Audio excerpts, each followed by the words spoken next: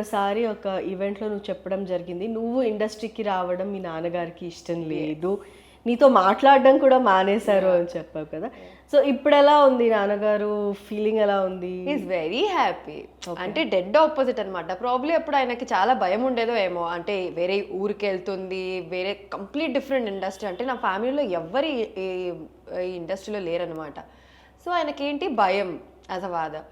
But ఇప్పుడు is very happy and proud. He feel like నేను ఒక స్ట్రాంగ్ అమ్మాయి, finally she's independent, she know what she is, ఎలా ఉండాలి, ఎవరిని ఎలా హ్యాండిల్ చేయాలి బాగా తెలుసు ఆయనకి. So he's very happy now. అయితే యష్మికి వంట ఉండడం వచ్చా? లేదు, రాదు, నిజంగా రాదు. కానీ హెల్ప్ చేస్తా ఈ కట్టింగ్లో, లేకపోతే కిచెన్, యూజువల్లీ ఇంట్లో కిచెన్ ఏదైనా క్లీన్ చేయాలంటే అవన్నీ నేను బాగా చేస్తా. కానీ నాకు ఎందుకో కుకింగ్ అంతగా రాదు.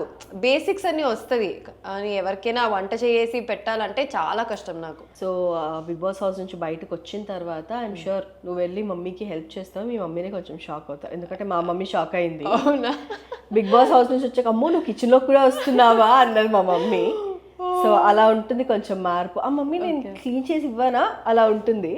Okay, nice. So all the best. At least ఇప్పుడైనా మా మమ్మీ హ్యాపీగా ఫీల్ అవుతారు. యాక్చువల్లీ హ్యాపీగా ఫీల్ అంటే నువ్వు అక్కడ ఉన్నప్పుడే హ్యాపీగా ఫీల్ అయిపోయి ఉంటారు, ఇక్కడ పని చెయ్యదో అక్కడ చేస్తుందిలే. ప్రాబ్లమ్ మా మమ్మీ అయితే తిట్టుకుంటారు, వేస్ట్ది ఇక్కడ ఏం చేయలేదు, అక్కడ ఎంత బిల్డప్ వేస్తుంది చూడు అని మేబీ అలా తిట్టుకుంటారు. బయటకు వచ్చిన తర్వాత నేను ఎప్పుడు హెల్ప్ చేస్తున్నా మమ్మీకి, ప్రాబ్లీ అప్పుడు she feel happy. Yeah, she definitely feel happy.